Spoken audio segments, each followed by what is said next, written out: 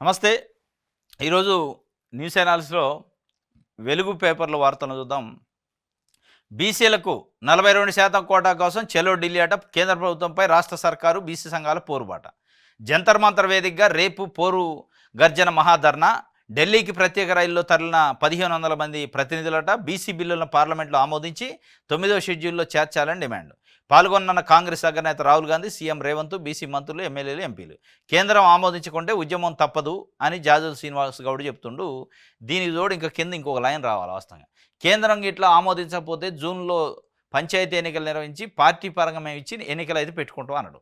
ఇది బీసీలని వంచినట్టు, మోసం చేసినట్టు కదా. కామారెడ్డిలో మీరు ఇచ్చిన డిక్లరేషన్లో ఎక్కడా కూడా మేము కేంద్రం పైన పోరాటం చేస్తాం, మీరు కూడా ఉండండి, ఇద్దరం కలిసి పోరాటం చేసి సాధించుకుందాం అనలే. మేము ఇస్తున్నామని చెప్పారు. అయిపోయాయిగా 42% స్థానిక సంస్థలో రిజర్వేషన్లు ఇచ్చినట్టే కాంగ్రెస్ వస్తే అని చెప్పారు. ఇప్పుడు ఏం చేస్తున్నారు?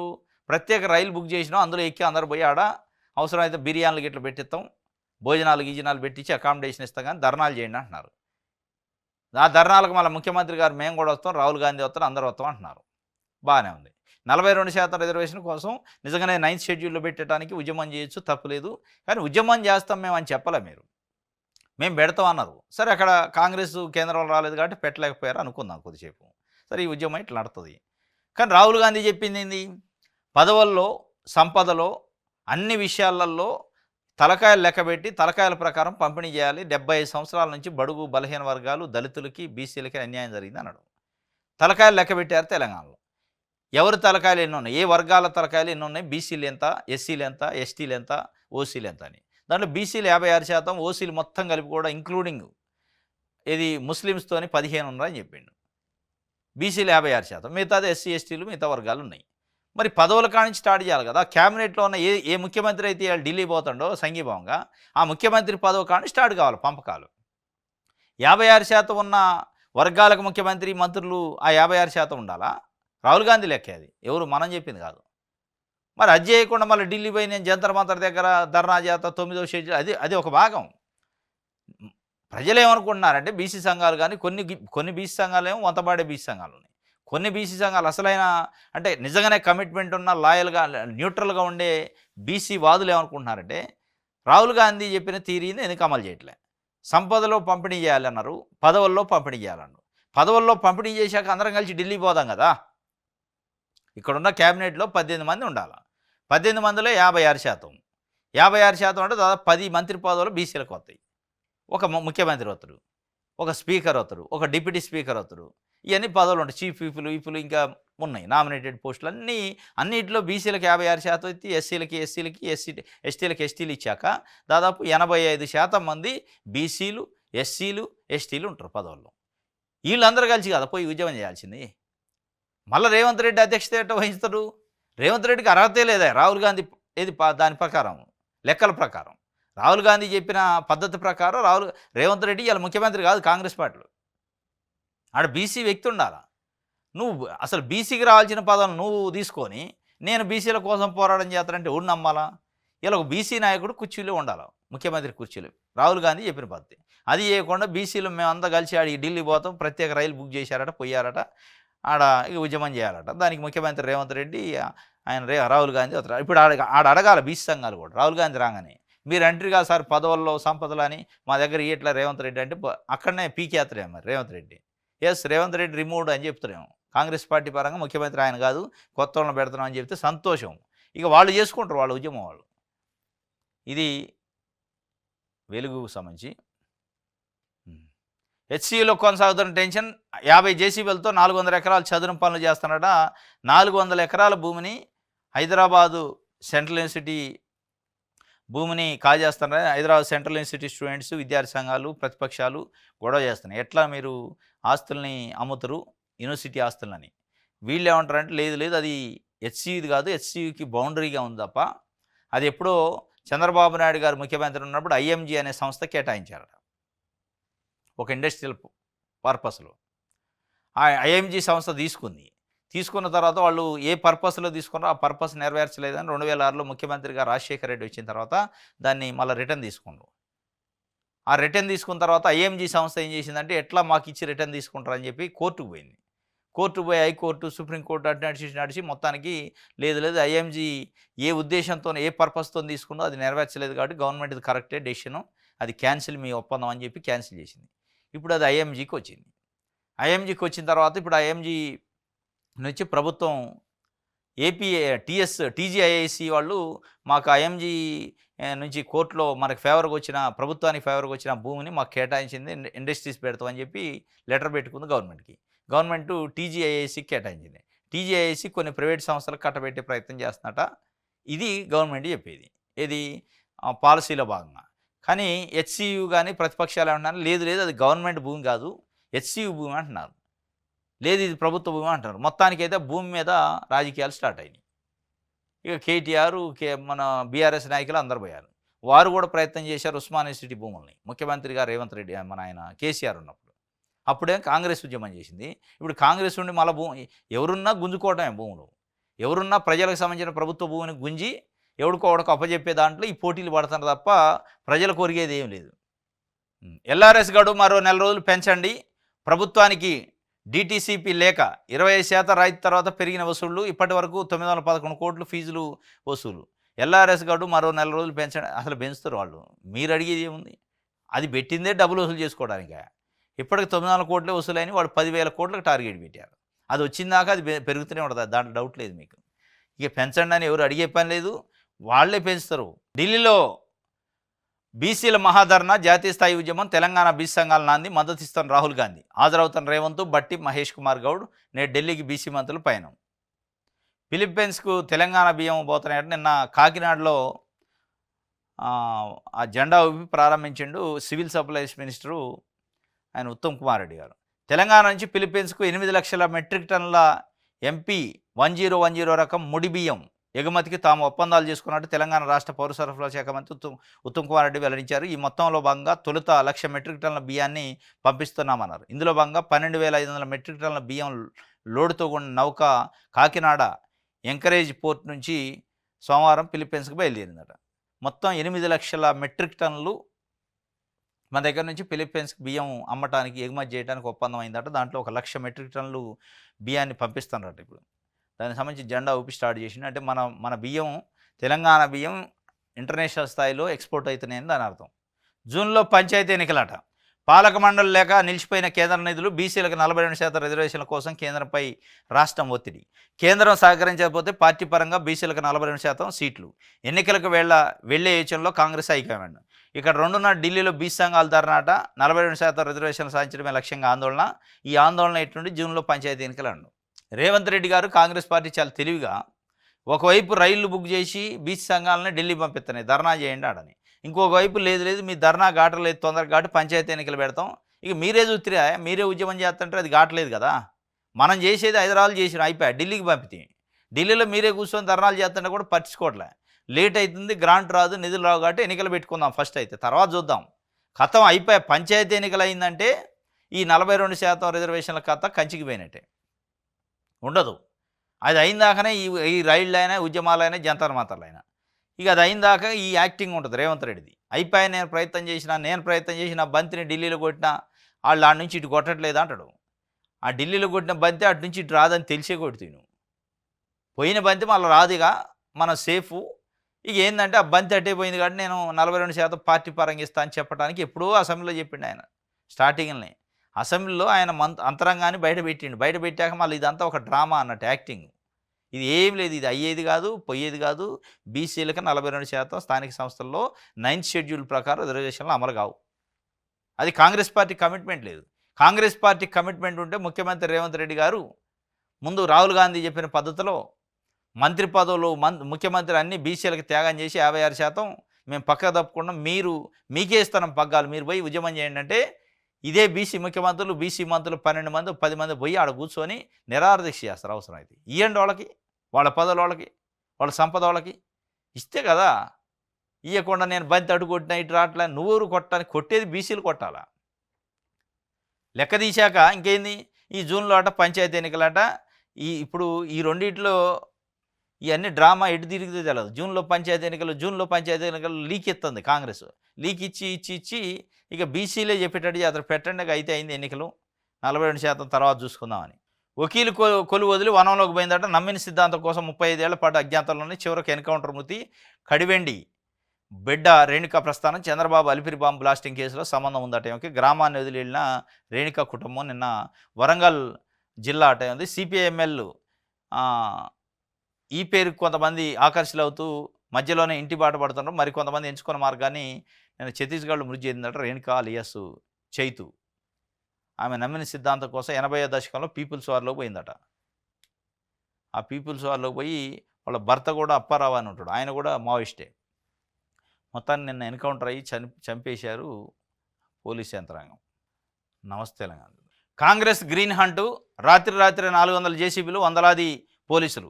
యూనివర్సిటీ భూముల్లో హరిత హననం. నేలమట్టం అవుతున్న నేల, వేల వృక్షాలు, పొదలు, బిక్కిబిక్కిమంటూ జంతుజాలం పరుగులు. విద్యార్థుల నిరసనతో అట్టుడుగుతున్న క్యాంపస్. రేవంత్ సర్కార్ తీరుపై దేశవ్యాప్తంగా విమర్శలు. ఆ భూములు హెచ్యూ అని వీళ్ళు చెబుతారు, లేదు ప్రభుత్వాన్ని ప్రభుత్వం చెబుతుంది. మొత్తానికి అయితే బీఆర్ఎస్ వాళ్ళు అసలు ప్రజల కోసం పోరాటం చేస్తున్నట్టు చెప్తున్నారు. గ్రీన్ హంట్ కాంగ్రెస్ అని. నిజంగానే బీఆర్ఎస్ మూడోసారి వస్తే ఇక్కడ బీఆర్ఎస్ గ్రీన్ హంట్ అని కాంగ్రెస్ అనేది. ఎవరున్నా గ్రీన్ హంట్లు చేస్తూనే ఉంటారు. వీళ్ళుంటే వీళ్ళు చేస్తారు, వాళ్ళేమో మాట్లాడతారు ఇది గ్రీన్ హంట్ అని. వాళ్ళుంటేనే వాళ్ళు గ్రీన్ హంట్ చేస్తారు, వీళ్ళేమో అది గ్రీన్ హంట్ అని విమర్శిస్తారు.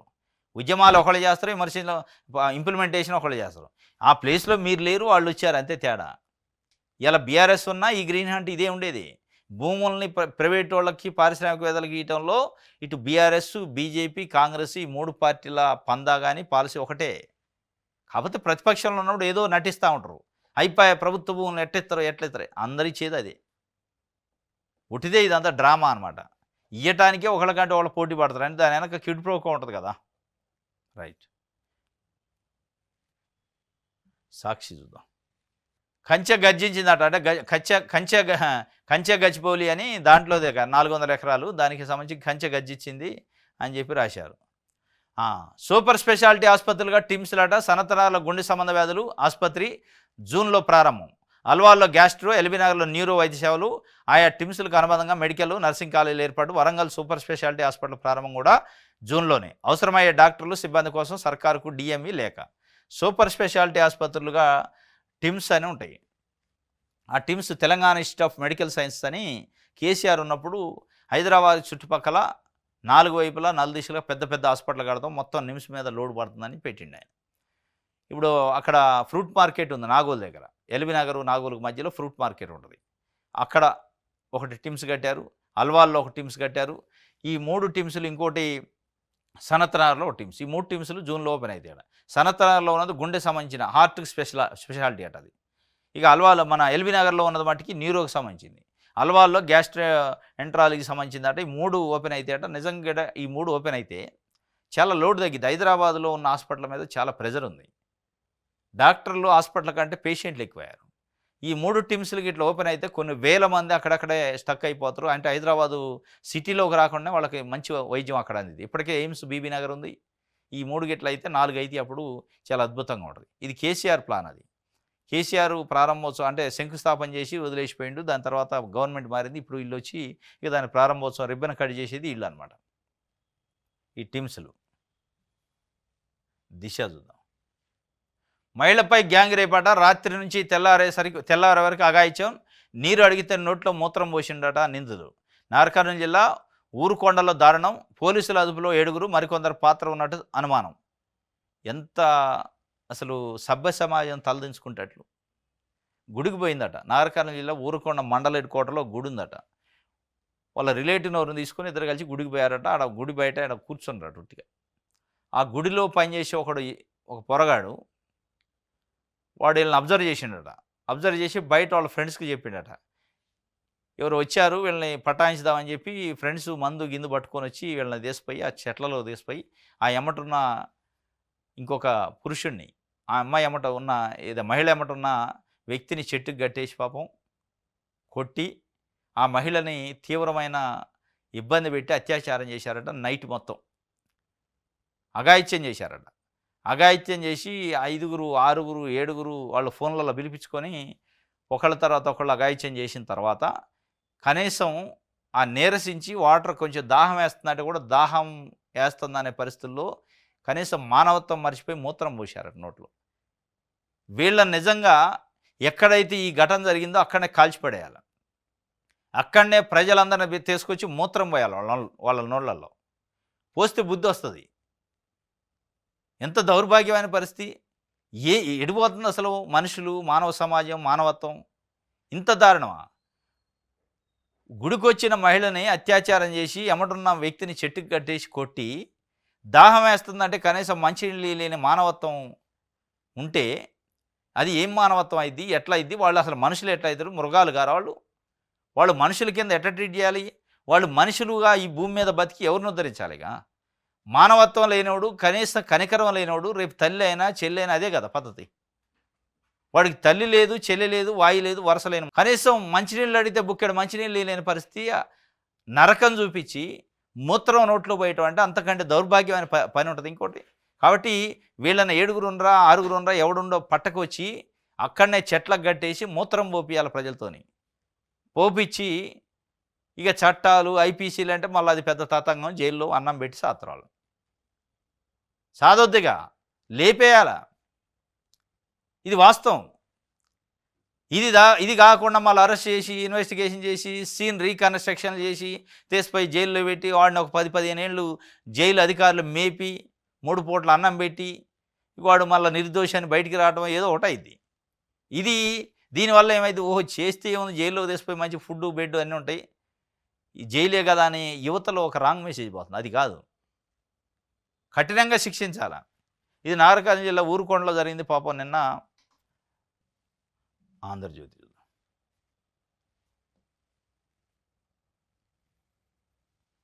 రైట్. రేపు బీసీల పోరు గర్జనట.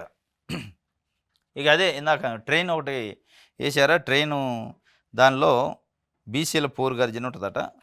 దానికి సంబంధించి ఢిల్లీకి వెళ్తానరట. రైట్. దానికి సంబంధించి ఒక వార్త ఇచ్చింది. రాజీవ్ యువ వికాసం దరఖాస్తుగాడు 14 వరకు పెంచారట. పథకం ప్రగతిపై మంత్రులకు సమాచారం ఇచ్చి సలహాలు తీసుకోవడానికి అధికారులకు డిప్యూటీ సీఎం బట్టి ఆదేశం జారీ చేసిండు. రాజీవ్ యువ వికాసం అని ఒక స్కీమ్ పెట్టారు. 6 లక్షల వరకు, 6 లక్షల మంది, దాదాపు 5 లక్షల మంది యువతకి బీసీ కార్పొరేషన్ నుంచి లోన్లు ఇచ్చే కార్యక్రమం ఉపాధి కోసం. 50,000 రూపాయల నుంచి మొదలు పెడితే 4 లక్షల వరకు వాళ్ళకి డబ్బులు ఇస్తారట. దాంట్లో కొన్ని రాయితీలు ఉన్నాయి, కొంత బ్యాంకు లింకేజ్ ఉంది. ఏప్రిల్ 4 లాస్ట్ డేట్ వాస్తవంగా. దాన్ని మళ్ళీ ఏప్రిల్ 14 వరకు ఒక 10 డేస్ పెంచారు. అంటే యువత నుంచి వస్తున్న రెస్పాన్స్ చూసి. కాబట్టి ఎవరైనా రాజీవ్ వికాసం అప్లై చేసుకొని ఉంటే ఇంకా 10 డేస్ 12 డేస్ పైనే టైం ఉంది, ఈ లోపు అప్లై చేసుకోండి. OBMMS అని ఒక వెబ్సైట్ ఉంటుంది, TGOBMMS. ఆ వెబ్సైట్కి పోయి గూగుల్లో కొడితే మనకు ఓపెన్ అయిన తర్వాత దాంట్లో అన్ని డీటెయిల్స్ అడుగుతారు. జస్ట్ ఆధార్ డీటెయిల్స్, ఇవన్నీ ఇన్కమ్ సర్టిఫికేట్, క్యాస్ట్ సర్టిఫికేట్ నెంబర్లు కావాలా, అవి అప్లోడ్ చేయాలి.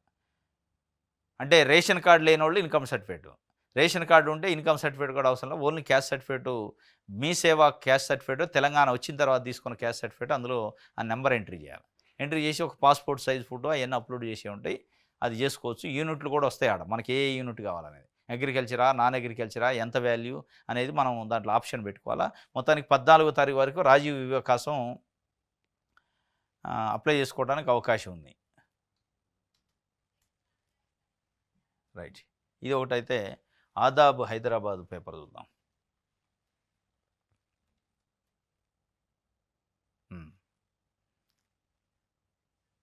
ఆదాబ్ హైదరాబాద్లో మసకబారిపోతుందట పోస్ట్ గ్రాడ్యుయేట్ చదువు.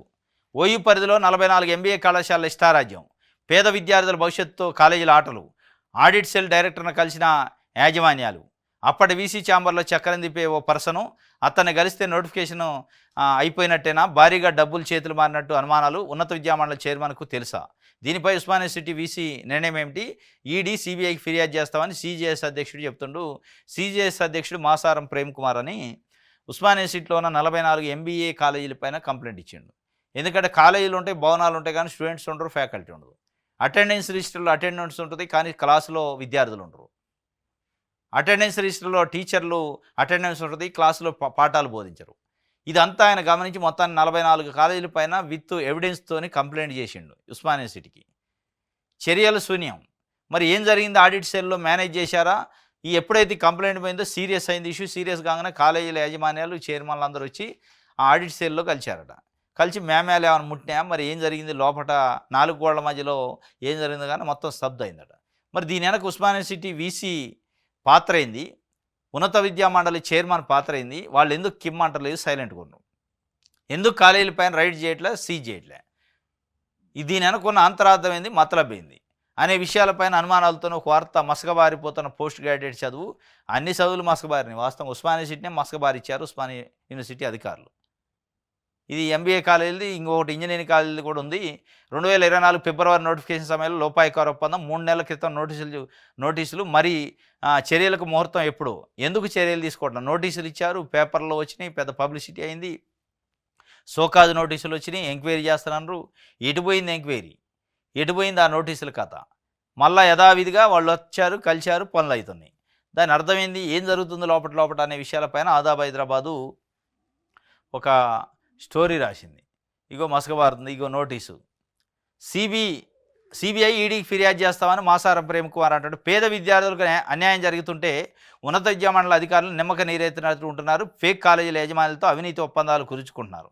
నోటిఫికేషన్ సమయంలో జరిగినటువంటి యూనివర్సిటీ ఆడిట్ సెల్ అధికారులు ప్రైవేట్ ఎంబీఏ కళాశాలల భాగోతాన్ని అంతా ఆధారాలతో సహా సిబిఐ ఈడీకి ఫిర్యాదు చేస్తే మొత్తం బండారం అంతా బయటపడుతుందని, అప్పుడు యూనివర్సిటీ యొక్క ప్రతిష్టను, విద్యార్థుల భవిష్యత్తును కాపాడవచ్చు అని మాసారం ప్రేమ్ కుమార్ తెలియజేశారు. నోటీసులు జారీ చేసిన కాలేజీల వివరాలు మొత్తం ఉన్నాయి. మొత్తం 44 కాలేజీలట. Kingston PG college Cherlapalli, Omega PG college గట్కేసరి, man power development college Moulali, KPRIT college engineering college అట గట్కేసరి. ఇట్లా కొన్ని వాళ్ళ పేర్లు కూడా ఇచ్చిండు. మొత్తానికైతే ఎప్పుడో నోటీసులు వచ్చినాయి, ఎప్పుడో ఎంక్వైరీ అన్నారు. ఇంతవరకు సడి లేదు, సప్పుడు లేదు. ఏమవుతుందంటే ఏదో లోపాయికారి ఒప్పందాలు, అవినీతి ఒప్పందాలు జరుగుతున్నాయట. ఆ ఒప్పందాలు జరగకుండా ఉండాలంటే సిబిఐకి ఈడీకి నేను కంప్లైంట్ ఇస్తా అని ఆయన మాసారం ప్రేమ్ కుమార్ అయితే చెప్తుండు. రైట్, ఈనాడు పేపర్